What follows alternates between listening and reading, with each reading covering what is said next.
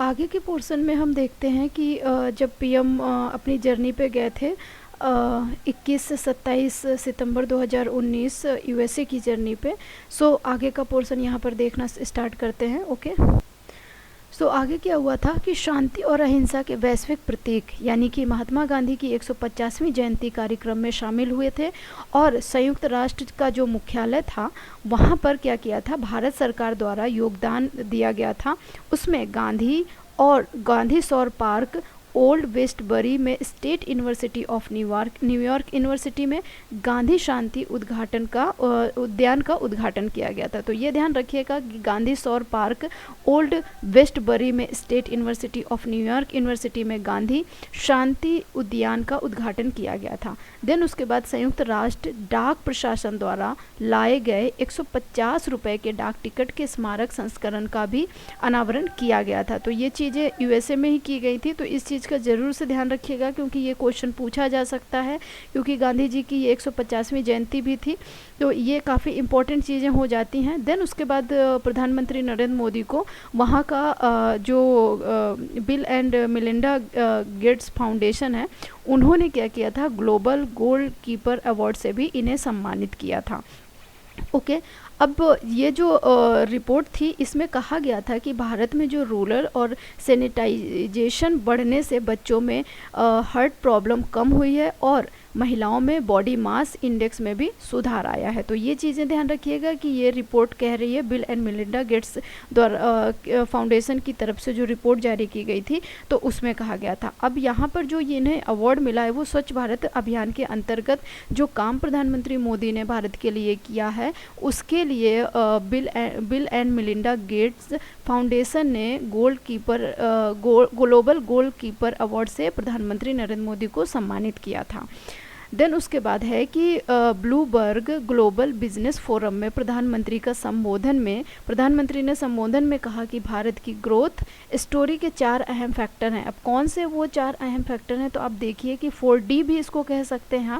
एक तो है डेमोक्रेसी, दूसरा है डेमोग्राफी, तीसरा है डिमांड और चौथा है डिसिसिवनेस। ओके, तो ये चारों जो वो पिलर हैं या फिर फैक्टर कह लें कि वो ब्लूमबर्ग ग्लोबल बिजनेस फोरम के लिए प्रधानमंत्री ने किन चीज़ों को अहम फैक्टर बताया है भारत की ग्रोथ में। नेक्स्ट आगे बढ़ते हैं। आगे देखें तो प्रधानमंत्री मोदी ने यूरोपीय परिषद के अध्यक्ष के रूप में चुने जाने के लिए, यानी कि यूरोपीय परिषद के अध्यक्ष चुने गए हैं कौन, प्रधानमंत्री चार्ल्स मिशेल। कहाँ के हैं ये, बेल्जियम के। तो ध्यान रखिएगा कि बेल्जियम के प्रधानमंत्री का नाम है चार्ल्स मिशेल। तो उनको बधाई भी दी थी क्योंकि वो यूरोपीय परिषद के अध्यक्ष चुने गए हैं। देन उसके बाद है प्रधानमंत्री श्री नरेंद्र मोदी ने न्यूयॉर्क में संयुक्त राष्ट्र महासभा की बैठक के अवसर पर 25 सितंबर 2019 को कैरिबियाई देशों के समूह कैरीकॉम के नेताओं के साथ अलग से बैठक की थी। ओके, कैरेबियाई देश कौन से होते हैं जो आप यूएसए में देख रहे थे, एक मिनट उनको मैं दिखा देती हूँ। अगर आप इस मैप में देख पा रहे होंगे तो ये जो ग्रीन कलर में आपको दिख रहे हैं ये कैरेबियाई देश हैं। यहाँ पर आप देखिए ये थोड़ा सा भी ग्रीन है, ये पूरा आपका कैरेबियाई जो देश होते हैं वो सारे हैं। अब इसको सैटेलाइट के मैप के थ्रू देखते हैं जैसा हमने मैप में देखा था। यहाँ पर आप देख सकते हैं कि ये जो द्वीप समूह हैं यहाँ पर आप देख रहे हैं, ये सारे आपके कैरेबियाई द्वीप समूह में आ जाते हैं। ओके, यहाँ पर आप ये देख रहे हैं। ओके, यहाँ क्यूबा भी आपका उसी में आ जाता है। इसको और जूम करके देख लेते हैं एक बार। ये आप देख रहे हैं पूरा का पूरा आपको यहाँ पर दिख रहा है। ठीक है, तो ये जो पोर्शन है ये सारे कैरेबियाई आपके देश हो गए। यहाँ पर ये पूरा हिस्सा यहाँ से लेकर यहाँ तक।